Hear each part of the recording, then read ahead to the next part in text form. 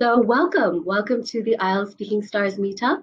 I'm so excited to have you guys here. It's going to be hopefully a great session of just interacting, practicing for the IELTS speaking section, making sure that we are fluent and coherent, understanding what the speaking section is all about, and also doing some mock tests and a lot of practice as well.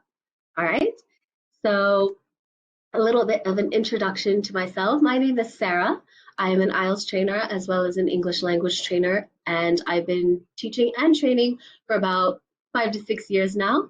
I am from Kerala, but I did my primary schooling in the US, and then we moved back as a family back to India, where I completed the rest of my studies. Yes, I've been teaching and training, as I mentioned, for about 5+ years now. I started off as a preschool teacher, and I worked my way up in like teaching adults as well.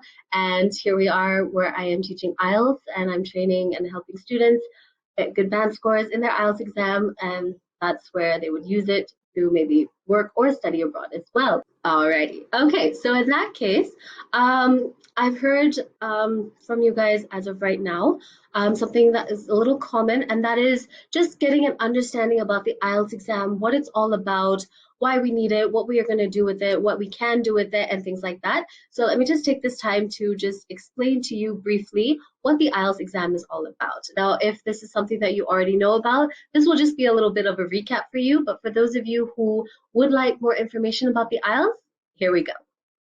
So the IELTS is an English language proficiency test, which students or working professionals usually take if they decide to work or study abroad. All right, so what it does is it tests the 4 communicative skills, which are reading, listening, speaking, and writing.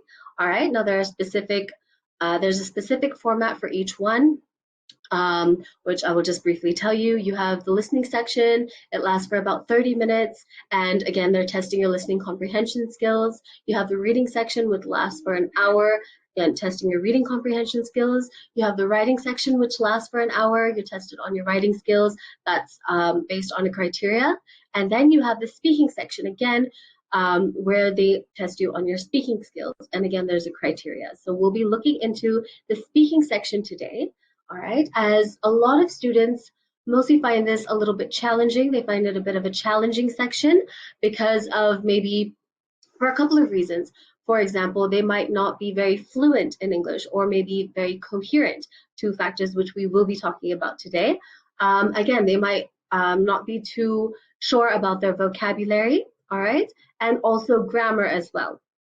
All right, so these are some of the factors which kind of hinder some students' scores when it comes to the IELTS speaking section. Now, as a trainer, what I've noticed and what I've seen as well is that when we look at the band scores, now just touching on the fact of how you're going to be scored during the IELTS, each section has a band score, okay? There's no pass or fail. You get marked on a band score between 1 to 9. Each individual section, as we discussed, listening, reading, writing, and speaking, have a band score. And you get an overall score as well. All right, so usually when you apply to universities, they look at your overall band score, but they also look at your individual scores, and according to their requirement, they will tell you. So when we look at the individual band scores, usually what I've noticed and what we've seen also, and as well as the research conducted by IELTS as well, is that the speaking section tends to be around a band score of 5 to about 6.5. Right now, when we look at that, that's a bit of an average score. Now, definitely 5 is a score that needs to improve in order to reach that average score, as well as universities do require 6 and above. So that's something there, as well as 6.5 being an average score. Now, these scores, individual scores, actually contribute to your overall score, like I mentioned before. So when one score is a little lower than the others, it means that our band scores, our overall band scores, tend to be lower as well. So in order to boost that score, especially our speaking score, that's why we're here today, to just kind of understand what we can do and also give it a little practice to see where we can improve and what we need to improve on or what works for us as well. All right, so any questions about the IELTS in general? Any questions about how it works or about the sections before we move on to our session today? Ma'am, I just have a doubt, and I just do not know if it really depends upon your accent. Does it have anything to do with your accent? Because most of us have an Indian accent when we go for this exam. So I just used to doubt, does it rely more on the accent? And of course, as you said, vocab is an important factor. I think it's very significant when you speak. That is quite relatable. But regarding the accent, and of course the ideas, does the kind of ideas we are going to put out matter, or the content, does it have a big role over there, or is it only the language? If you're able to speak well, it's done. Is it like that? All right. So I think I'll break your question down into three parts. So first of all, coming to the part about the accent. All right. So that's a very good question. And that's actually a question that most of us, before we enter the IELTS exam, have in our heads, like when we're practicing and preparing. All right. So let me tell you straight off, your accent has nothing to do with your score. All right. It's not about your accent. You do not need to learn an accent, your British accent, American accent, Australian accent, whatever accent it is. It doesn't really matter at all. As long as you are clearly putting out your thoughts and your content, whatever you're saying, that's all that matters. All right. Second of all, when it comes to the content that you put out, right, what you're saying. Now, again, since this is an English test, they are looking at how well you are presenting your ideas, not so much about what you're saying in terms of facts and figures, but mainly to do with grammar and vocabulary and things like that. But I will get into that in a little bit more detail in the next slide. Oh, thank you, ma'am. Yeah, thank you so Yeah, much. Yeah. no worries. Anybody else have any general questions about the IELTS or anything before we get started on the speaking section? Let's see. GT Part 1 questions and Q card topics are based on our profile. Not exactly. That would be, nothing is really based on your profile as such, but I will kind of get into the different parts of the IELTS speaking exam as well, so that might make more sense there. Okay, great. So again, just before we get into the next part, understanding the speaking section, just like you tell you the agenda for today, right? So we did our introductions, all right?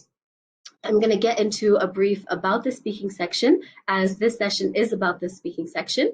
All right, so we'll just understand what it's all about, the format, how you're going to be marked, and things like that. Okay, we're also going to understand the importance of fluency and coherency, okay, and being fluent and coherent. And you'll understand why once we go through how you're going to be marked. Okay, we're going to do a couple of mock tests. Okay, I have a couple of them for you. I'll explain how it's going to work as well. So we'll be going through that. So I'd love to hear you guys interacting and speaking and putting out your points. We'll be brainstorming, understanding how we can put our answers together, everything, whatever your concerns are, we're going to be addressing it there as well. Okay, you'll also have some more time after the session to, ask all your questions, and also we'll figure out the next steps if you are looking to maybe study abroad, looking to taking more IELTS classes, or even maybe just filing your applications or looking into processing your study abroad journey. All right, okay. So just before I begin as well, now you guys have joined on the platform called Nbyula. So I'd just like to tell you a little bit more about Nbyula, just a brief, and I'll be getting into a little bit more detail towards the end as well. So do stick around. So basically, as you've joined through Nbyula, Nbyula is basically a one-stop platform for all your study abroad needs. Okay, we provide different services, which again, I will get into towards the end of the session. It might be helpful for you in case you are looking to study abroad. So do stick around if that's the case. All right. So let's get into the speaking section. All right. Now the speaking section lasts for about 14 minutes. All right. 11 is the shortest time that it would go on for, but 14 minutes ideally. All right. So what would happen here is you have three parts to the speaking section. Okay, part one is called the introduction and the interview. Now, what would happen here is they would basically ask you questions about yourself. All the questions that are there for part one will have to do with you. All right, so for example, they will be asking you your name, where you come from, about your hometown, possibly. All right, those kind of questions mixed up here and there. You would also probably be asked where you're living, like the country or the city. Do you live in a house or an apartment, right? And maybe some other questions which might not sound very interesting or might sound a little odd, but it could go into questions. But all you have to know is that the questions that they are asking have to do with you. All right, so that would be questions like, let's say, for example, what is your favorite color? As a child, what colors did you prefer? Or what made you like that color, right? So basic questions. It might sound odd. It might sound like kindergarten or first grade questions, but again, they have to do with you. So the good part about part one, even though we are going in kind of nervous, and that's perfectly fine, we all, it's an exam after all, so we will feel a bit nervous, we will feel a bit shy, we might feel a bit scared, but just know that part one, it kind of acts as an icebreaker, and know that they will be asking questions about you. So you'll know how to answer those questions, so it takes away the nervousness. All right. After that, you move on to part two. Now, part two is called the long turn, okay? And that basically lasts for around, let's say, 3 to 4 minutes as well, okay? Part one would be about 4 to 5 minutes. Part two, 3 to 4 minutes, okay? So what happens in part two is you get a cue card, all right? And in that cue card, you'll have a couple of prompts. And you will get that, and you'll have 1 minute to prepare on the topic, all right? And after that, you will have 2 minutes to speak on the topic that's given. All right. So for example, let's just say that the cue card topic would be could be something like, describe a holiday you went on recently. You should say where you went, who you went with, what you did there, and explain your most favorite part about that holiday. All right. So you would have 1 minute to prepare on that topic, write notes. They'll give you a piece of paper, you'll structure your answers, and then you will go on to speak for 2 minutes. All right. And in that 2 minutes, you will be covering all the points that are mentioned. Once you finish speaking, if you go over the 2 minutes, the examiner will stop you. All right. That is just basically because it is a strictly timed exam. All right. So on the day of your exam, you will see that there are tons of students waiting to take their test. So they will be very strict with timing. So if they stop you, don't worry about it. It's perfectly fine. After 2 minutes, they might ask you a couple of follow-up questions regarding your cue card topic. So in this case about holidays, where was the last place you went on holiday? Where would you like to go for your next holiday, right? So those could be a couple of follow-up questions. And after that, once you're finished with part two, you will then move on to part three, which is termed as the discussion. All right. So there, again, it would last for about 4 to 5 minutes, where you'd be asked questions regarding the topic given in part two. So for example, the example that I gave was about traveling, about vacations, about holidays. But in part three, the questions will be a bit more general and a bit more abstract. Now, when I say abstract, it could be questions that have to do with tourism. All right, so here you have traveling kind of links with tourism, so they might ask you questions about that. Or they might ask you about modes of transport, for example. Okay, so again, these are just general questions that would be asked, and you would have to answer them on the spot. Now, parts one and parts three is where you'd be answering straight away, like on the spot. Once they ask you the question, you'll be answering. But part two is the only time where you'll get that 1 minute of preparation time to go through and see what you want to say for your answer. All right, so any questions about the format of the speaking section? So I think, Kirill, I hope I answered your question about the questions on the cue card based on your profile. So again, they are at random. On the day, you will get one random topic, and that would be your topic for the day. Okay. Now, let's move on to the assessment criteria. All right, so as we discussed, the way that you're going to be scored is through band scores. Now, for this speaking section, there's a specific assessment criteria that they will go through. All right, so here they are. First of all, fluency and coherence, or fluency and accuracy. All right, I will explain each one as well. You have lexical resource, you have grammatical range and accuracy, and you have pronunciation. All right, so let's go through each of them one by one. Fluency and coherence. Now, this is the main one. This is going to be the focus of our whole session today.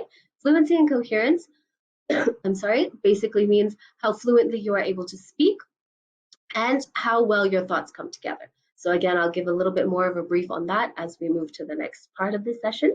All right. Then you have lexical resource, which is basically where they assess your vocabulary, the vocabulary that you've used, right? So the level in which you are speaking. So we can always portray our answers as in a very basic way, or we can take it a couple of steps higher and use different vocabulary in order to boost our score. All right. Then we have grammatical range and accuracy. As it suggests, they are looking at your grammar, your sentence structures, your tenses, how well you use that, subject-verb agreements, everything comes into that. All right. So the range of grammar and as well as how accurately you are portraying it. And finally, pronunciation. Now, this goes back to the question that, Maria had asked earlier. And all it means is how clearly you are able to speak. All right, how clearly you are able to speak, as well as how well you are able to be understood by the examiner. All right, so again, just touching back on that point, it has nothing to do with your accent. Okay, as long as you are speaking clearly, enunciating, opening your mouth wide enough or well enough, varying your tone, your pitch, things like that. That all comes in pronunciation, and that's all that matters. So your accent doesn't matter as long as you are clear. All right, as well as your pace, keeping it steady, making sure you're not too fast, not too slow, just keeping a steady, even pace. All right, now as we can see below, each one contributes to 25% to your overall speaking score. All right, so each one is worth 25%, so that means you will be scored accordingly like this. So fluency and coherence, you will be scored between 1 to 9. Same thing with lexical resource, grammatical range and accuracy, and pronunciation. The individual scores from 1 to 9 that you get for these 4 will be added together and averaged out, and then you will get your overall speaking score. All right, so any questions about the assessment criteria? Okay, sure. So lexical resource. Let's go ahead and just understand it a bit better. All right, so when it comes to lexical resource, all right, lexical resources, what you want to remember is that you are showcasing your vocabulary. So instead of saying very good, for example, you can say any examples that you guys want to give me? Instead of saying very good, another way of saying very good?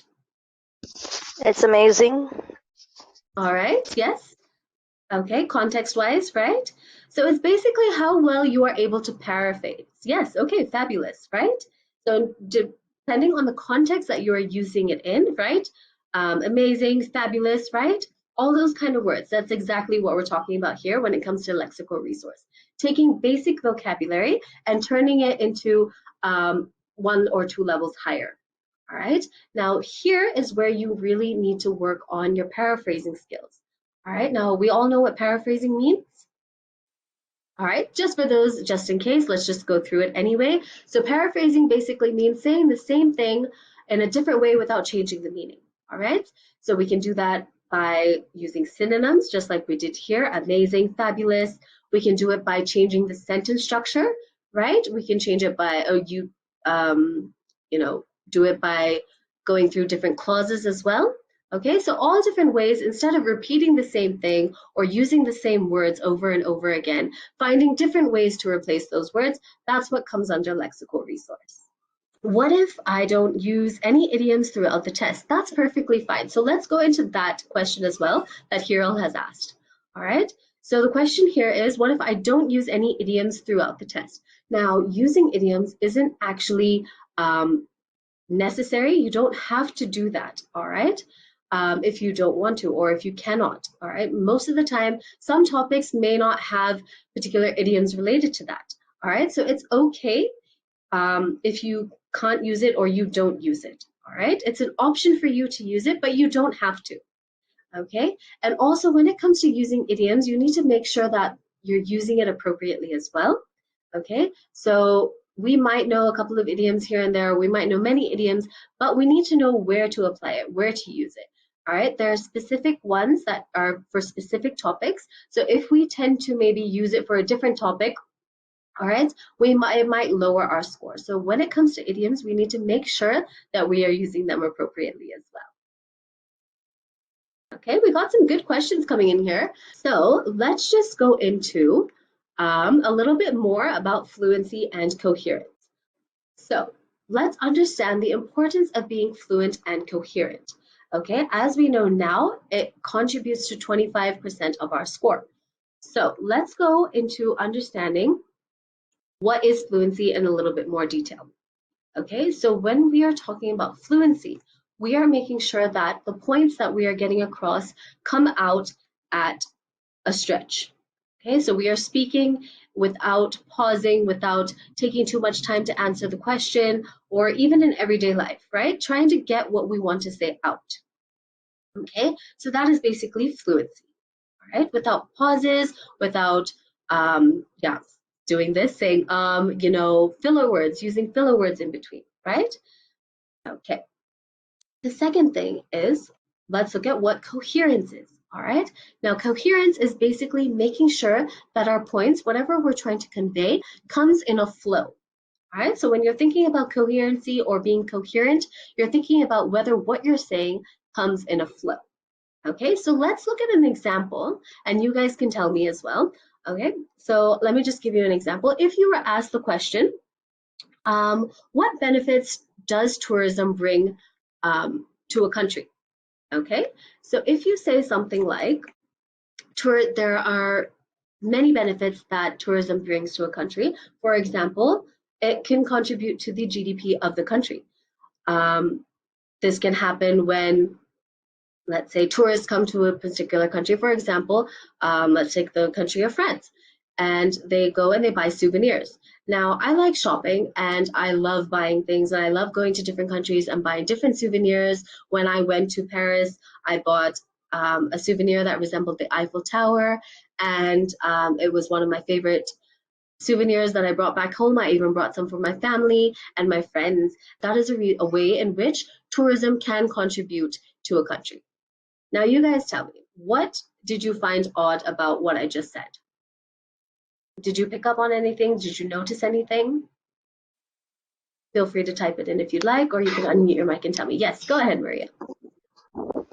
I just felt you were repeatedly using the word souvenir, and maybe you were more subjective in your what you tried to convey. It was something very personal to you. I felt that was fine, but if it could be more fact-oriented, or what generally a general overview of what tourism brings to the country, if it could be more informative, I felt it could be. I'm just suggesting.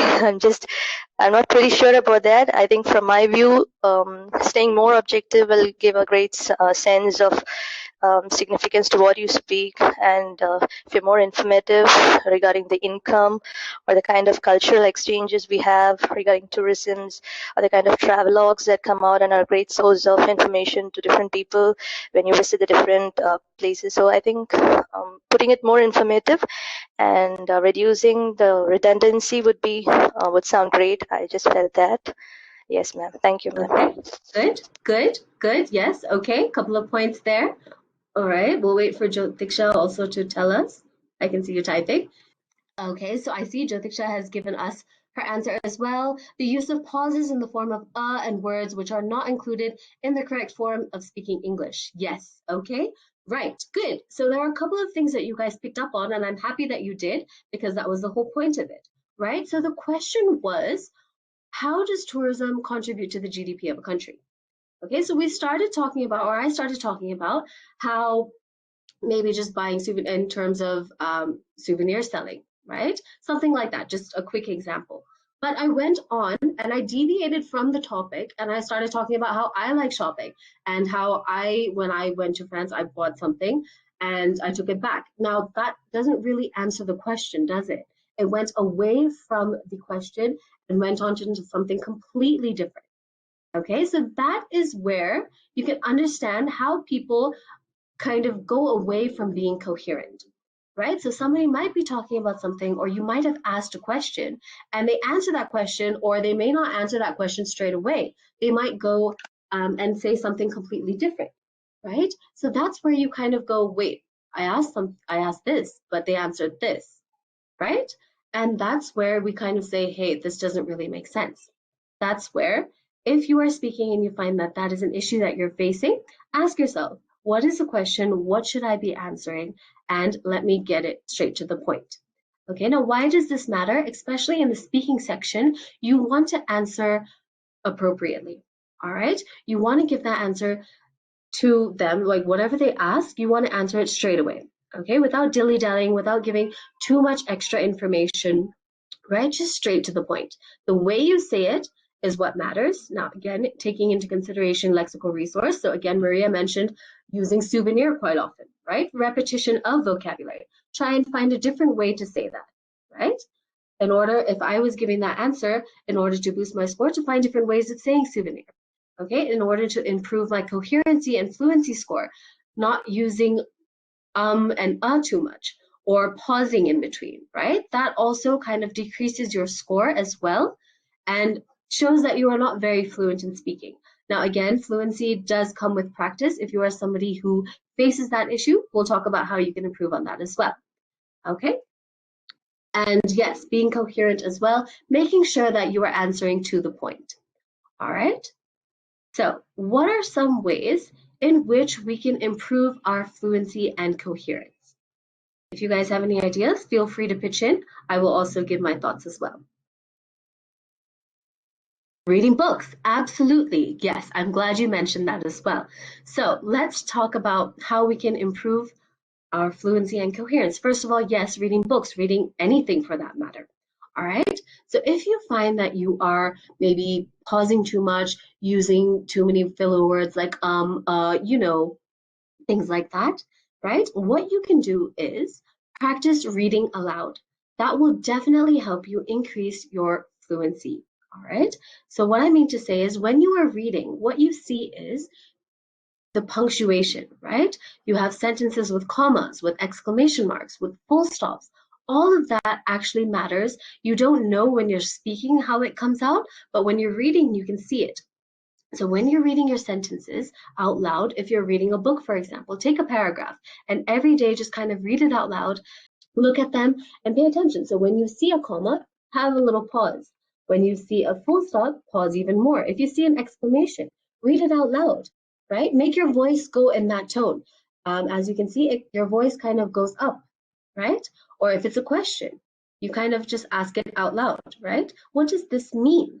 So you can see how your voice kind of modulates as well, and that will definitely help you during your speaking exam when you're portraying your answers. Instead of being monotonous, vary your tone, right? Vary your pitch so that you capture the examiner's attention, as well as even in your everyday life when you're speaking, right?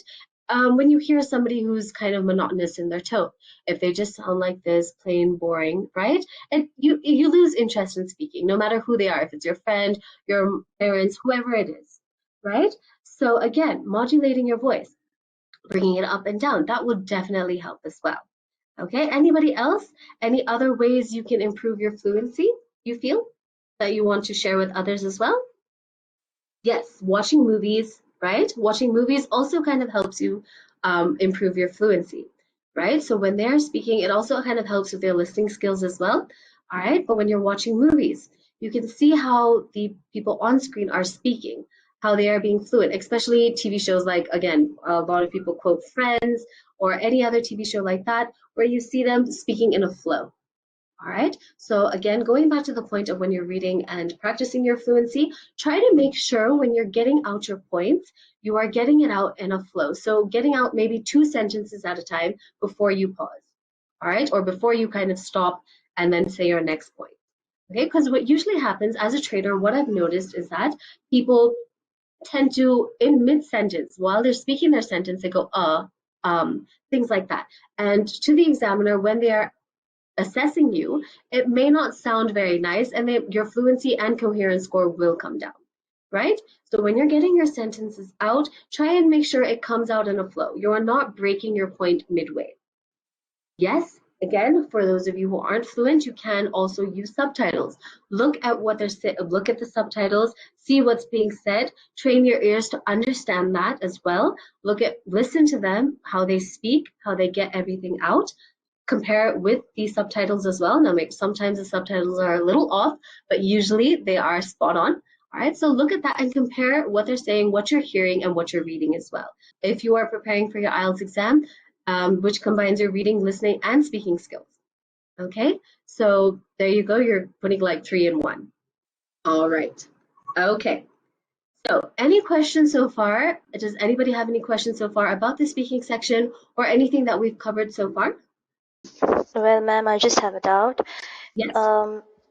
If in case I'm asked a topic which I have no idea about, or maybe that is very vague to me, and I'm pretty sure that I will not be able to give very prominent answer to that question. In that case, maybe I would be just giving a general overview of the subject. So will that affect my score? Like if I'm not pretty familiar with that area or with the kind of topic they're asking me, so will that affect my score, or can I just put it in words and that would be enough? Okay, very good question, Maria. So let's address this point. All right, so there may be times in the exam where they will give you a topic that you are not too sure about, or you may not have enough information to convey that. All right, and that's perfectly fine. Okay, you are not expected to go into the exam with knowledge about every single topic. All right, and they don't expect that at all, nor should you stress yourself out when you are preparing to learn everything there is to know. Okay, instead, how you can kind of maneuver that is basically by saying, I'm not too sure about this topic. I'm not too sure about the subject, depending on what they ask. Okay, so be specific. I'm not too sure. I don't really have too much knowledge, or I haven't really done too much research into it, but I would say and give a general answer, or I would really like to look at it or get more of an understanding in order to um, give a proper answer or something like that, right? So it's about how you gauge the conversation, what you say about it, all right? Instead of just saying, I don't really know or I'm not too sure, you can move it in that sort of direction. Yeah, thank you, ma'am. Thank you so much. All right, good question. See, we got some good questions coming in. Feel free to ask, guys. Don't be shy. Again, like I said, there's no such thing as silly questions, all right? So feel free to ask. Anybody else have any other questions? All right, let's move on to the next part, okay, which is doing a mock test. All right, so today we're going to be covering parts 2 and 3. All right, and we will have time towards the end for one of you guys to do a full mock test as well, just to see how it goes. All right, so the first one that we have is this question right here. Describe an admirable sports person. You should say who he, she, they are, why you admire him, her, or them, what he, she, or they achieved, and explain why you think people should follow his, her, or their example. All right? So what we're going to do, everybody, is just take a moment to brainstorm some points. Okay? So we're going to talk about this right here. We're going to brainstorm different points that we could talk about. All right. Now, everybody would have different points, and that's perfectly fine. Okay. You will not pick the same sports person. All right. But the beauty of it is that we can see how we can maneuver this topic and generate points. Now, this will help you when it comes to the 1 minute preparation time that you are given. All right. So, again, like we talked about, part 2, you get 1 minute to prepare on the topic, and then you'll have to speak for 2 minutes. So, this 1 minute preparation time is very, very crucial. All right. It might seem like, oh, no, I don't need to prepare, or I'm sorry, I don't need to, I know what I want to say. But trust me, no matter how much of a fluent speaker you are, you will need that 1 minute preparation time. All right. So it's best to use that as well as you can. So let's just do that. All right. Let's have a little brainstorming session. Let's talk about what we could talk about for this. So, first of all, an admirable sports person. So, when it comes to the first question, who he, she, or they are. So, would anybody like to tell me who they would like to speak about if they were given this question? Just the name. So, we'll go through it question by question or point by point. So, the first one we're going to look at is this one, who they are. Okay, so who? Go ahead, tell me who. You can type it down. MS Dhoni, love him. He's my favorite. All right. Great. Okay. Anybody else? Dhoni? Okay. Anybody other than Dhoni? He's somebody who I would pick too, actually. All right. Anybody else have any other sports person that they would like to talk about? Vivek, Maria, anybody? Hiro? Sachin, generally. Okay. You guys would have to excuse my handwriting, so sorry. All right, so I see a lot of cricketers coming in. Good. Okay. All right. Anybody else? Okay, no worries. Let's move on to the next point then. Why you admire them. Okay, why? So let's talk about, so we can talk about both of them. All right, so I'll ask you, whoever talked about MS, tell me why you admire him. And while we wait for the answers to come in, Sachin, okay, leadership skills. Okay, leadership skills. I think this works for both of them, so that's fine. Okay, how they handle situations. That's good vocabulary there. Adverse situations. Okay, let's see what else. For his hard work and persistency. Great vocabulary. Hard work. Okay,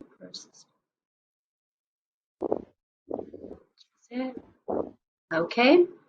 Social activities. Okay, involvement in social activities. Great. Anything else? Okay, Sachin. Now we got some points on Sachin. Scoring centuries, and most of them are match winning. So let's say match winning techniques, we can probably call it.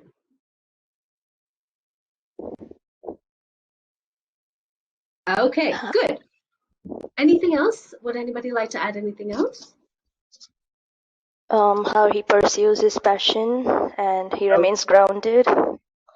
Okay, good. I like that. Remains grounded. That's great vocabulary. Okay, passionate. Good job, guys. Passionate. Yep, okay. Sportsmanship, cool and calm. Yes, I think cool and calm would relate to both of them, but we'll put it here. Cool and calm. Ooh, cool and calm. Sportsmanship. Okay, good. So we have a lot. Good job, guys.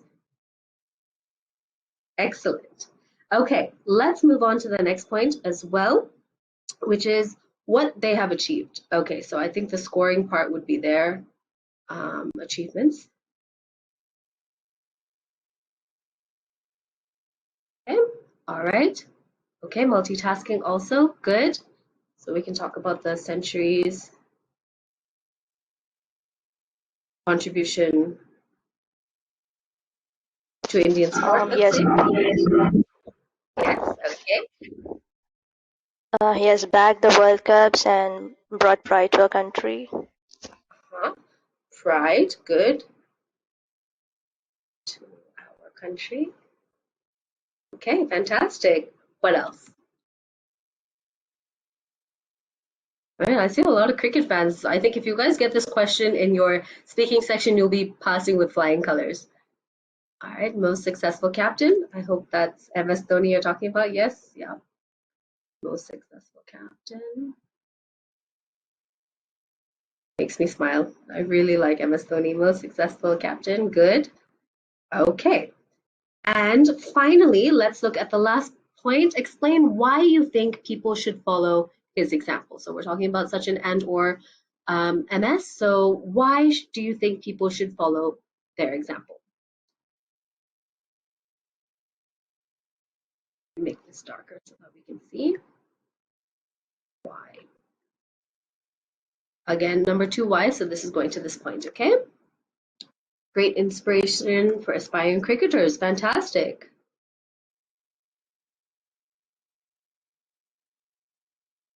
Good job. Look at this. It's filled. Amazing. Even after so many obstacles in their path, they never gave up. Okay. Never give up spirit. Okay. Good. Fantastic. Okay. Because of their achievements. Okay. Achievements. So can we maybe just elaborate on that? Which specific achievements? I'll explain why, but if there's anything else that you want to contribute to that point specifically, let me know in the chat. Okay, anybody else? Why you think people should follow their example? It's fantastic. Good job, guys.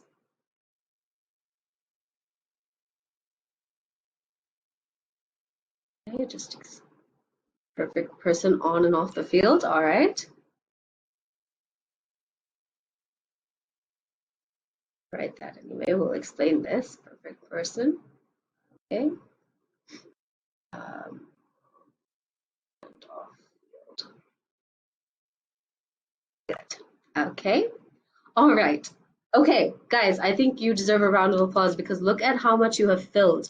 Okay, even though we took more than a minute, this is exactly what we need to do when it comes to brainstorming. Okay, now you guys were able to shoot out everything within a minute. All right, it just took a little time to write it down and get the points across, right? But this is exactly what we're looking for.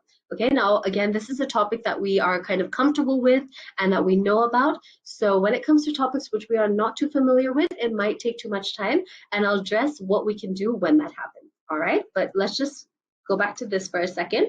Okay, so what we've done is we've talked about who this person is, we've said why, we've given points for what they have achieved, and the final points. All right, so this is all what we're going to include when we speak for our 2 minutes. Okay, now what we also want to do is vary our vocabulary. Now I'm very happy to see, or extremely happy to see, okay, how many points we have here, as well as the vocabulary that you guys have put out. All right, that's very impressive. Good job. Now, how could we make this, or how can we take this one step higher? Okay, when we are putting out our answers, when we are giving our answers, especially for task 2, what we want to do is paraphrase this first part.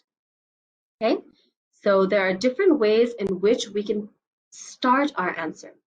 Okay, we can give an introduction per se.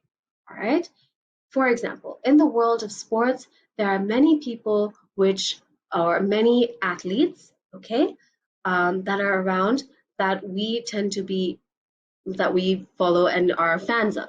Okay, for example, that's a little basic, but this is just on spot. Okay, so you've given them an example, you've given them a brief introduction as to what you are speaking about. What we also did was change words. Okay, the first word that we would probably change when we are speaking is this word right here, sports person. So can anybody give me a synonym or another way of saying sports person? Athletic. Absolutely, athlete. Okay, anything else? Okay, player, sports player, we can say sports player. Okay, gymnast is a bit specific, so unless we are talking about a gymnast in particular, right? But that could also work if you are speaking about it. So what you would go on to do is give that catchy introduction, all right? Or you can start with, today I want to speak to you about a person who I admire in the field of sports. Okay, you've changed around the sentence as well. You can also change this word right here, okay, admire. So we've taken it in a different form. Instead of saying admirable, we'd say admire. What's another word for admire? Respect. Okay, when it comes to respect, context-wise it works, but it's a little different. So it can work, but I'll just put a star here. Okay. Inspired. Yep. Inspired. Inspired. Okay, good. Inspired. Good. See as an idol. Good. Right. This phrase, a fan of. Okay. Phrases also could work. See as an idol. I'm a fan of. Who inspires me. Who I respect. Okay. Fantastic. Good. Okay. So that's the first point. Now, the reason why we are putting a little bit of emphasis on this is because that is the first thing you're going to be saying in your 2 minutes. All right. So that's where you can bag the most marks at the first go. All right. So once you get that across, you can then go ahead and break it down into who you're talking about. Okay. Now we have these two people right here, MS and Sachin. Now we know that they are cricketers. when you go into the speaking exam, just remember whatever you are saying, have in mind that the examiner knows nothing about it. All right? Assume that they know nothing about cricket, they know nothing about the person who you are speaking about, they know nothing. And the reason why is that is where you can increase your time by giving more details and explaining things, all right? Showcasing your vocabulary in that time as well, all right? So what you can do is, today I'd like to speak to you about a person who I see as an idol. And that person is somebody called MS Dhoni. All right, now go on to explain who MS Dhoni is. He was the cricket captain, right? Indian cricket captain. Okay, or you can even kind of draw it into from sports or the different kind of sports that are there in your country. I come from a country called India, where cricket is predominantly the most watched and favorite sport. And that a person who I see as an idol is this person of MS Dhoni. He was the cricket captain. You can kind of explain it, right? So give more details about who this person is. All right. Then you go on to the next part.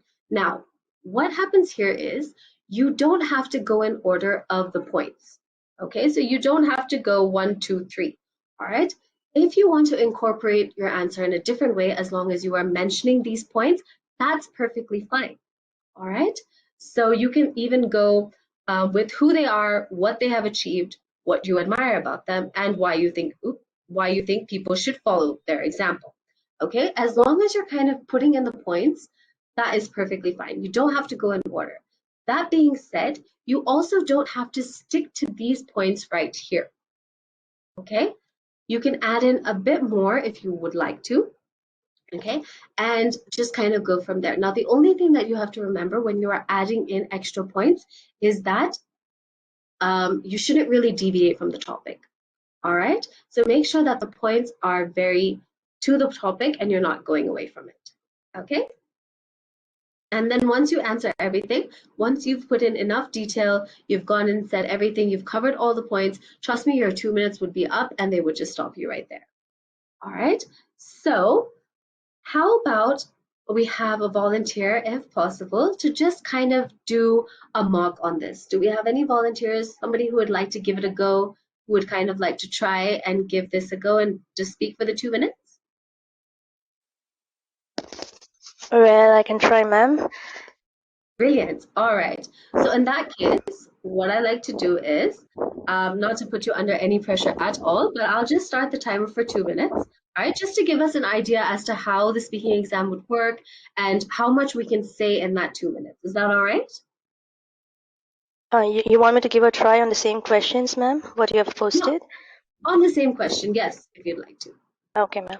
Yeah. Yes? All right. So what I'm going to do, everyone, is I'll start the timer, okay, for 2 minutes, start it. Once it reaches 2 minutes, if you're still speaking, don't worry, I will stop you in between. But it's just to give you an idea as to how much can be said in these 2 minutes. All right? Is that all right? Yes, ma'am. Okay. So let's go ahead and get to it. I'm going to start your 2 minutes, and that will start right now. So my favorite idol has been Sachin Tendulkar right from my childhood, and I have great memories about him. And what I would think why I would admire him, the reasons are that the great kind of sportsmanship he exhibits on the play field, and the inspiration he contributes to the young minds, and the kind of how he has bagged the World Cups for the country, and the pride he has brought in for the country. And I always believe that he's a great motivational speaker, especially for those who are very much finding their cup of tea in sports, and what he has really achieved. Why I think that people should be inspired by him is that he has a great gesture of being very thankful to his very gift of life, and the kind of talent he exposes and the dedication. He has an indomitable spirit and the valor that he tends to showcase in every the great team spirit and the tight knit among his teammates, and the captain role that he has played over the years. So I think that's a great way that people need to be inspired by him. And also what I feel personally is the kind of gesture he shows up in the battlefields or the play fields when even his father passed away, even on his demise, he showed up for the team, for the country. And when he won the match, he had a great gesture of raising his eyes to the heaven, to the skies, with a grateful heart, and for bagging the prize for the country. So that's it. That's why I think that he has been always my favorite idol. All right, fantastic. Give yourself a round of applause. Thank you so much for just kind of having a go and giving it a try. That was a great try. All right, especially putting you on the spot there. I'm so sorry about that, but thank you for yes, just participating. All right, so just to let you know, that was 1 minute and 46 seconds. All right. For starters, to be put on the spot like that, that's not too bad at all. All right. So well done. Thank you, Maria. Okay. So what we saw there was a good example. All right. As to how we can go about presenting our answers. Right. So giving that what do you say, introduction of sorts, what we're going to talk about, who we're going to talk about, who they are, all right, and go from there. Now, okay, we have a question coming in, fast pace. Okay, so let's just talk about the pace also in general for everybody, all right? Basically, I've seen students, and I've also heard from other trainers as well, that a lot of students tend to finish their point or what they're speaking under a minute or even below the 2 minute mark. All right, now that can happen for various reasons. That can happen because maybe the student is nervous or they are unable to figure out what to say, or maybe they've even like whatever they've planned in their 1 minute preparation time, during that time, they might just fumble, and while they're putting out their answer, presenting their answer, they'll fumble. All right, that's perfectly normal. So that's why practicing our fluency and coherence is really, really important. Even on the day, don't worry, even if you're nervous, just kind of bounce back, snap out of it, and be like, okay, no, I can focus, I can put out the points that I want to put out and get through with this. All right, so the advice here would be to speak at a moderate pace. All right, not too fast, not too slow, just right. Okay, now the issue with speaking too slow is that the examiner might feel that, okay, this person isn't very fluent. All right, you might be taking your time to speak, but they might take it as there's a fluency problem. If you are speaking too fast, what would happen is you might not be able to cover, or you will be able to cover everything, but you'll do it in such a short time that that will also affect your score, because that opens up more room for the examiner to ask you more questions. And again, you might get nervous because, okay, why are they asking me so many questions? Oh no, I just want to get this over and done with. That might go through your mind. All right. So the advice here is to speak at a moderate pace. All right. Again, not too fast, not too slow, just right. Okay. All right. Any other questions that we have about part two when it comes to part two? Okay. Now, there's one question that I want to address that I said I'd come back to, and that is the point of what if I get something? What if there's something on the cue card and I don't know anything about it? All right. There's a possibility that will happen. All right. So, first of all, you won't be able to ask for a new cue card. All right. So, get that thought out of the way. Now, what you can do is make it up.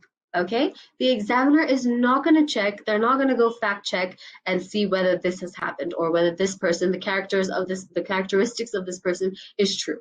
All right, so if you get a situation like that, make it up.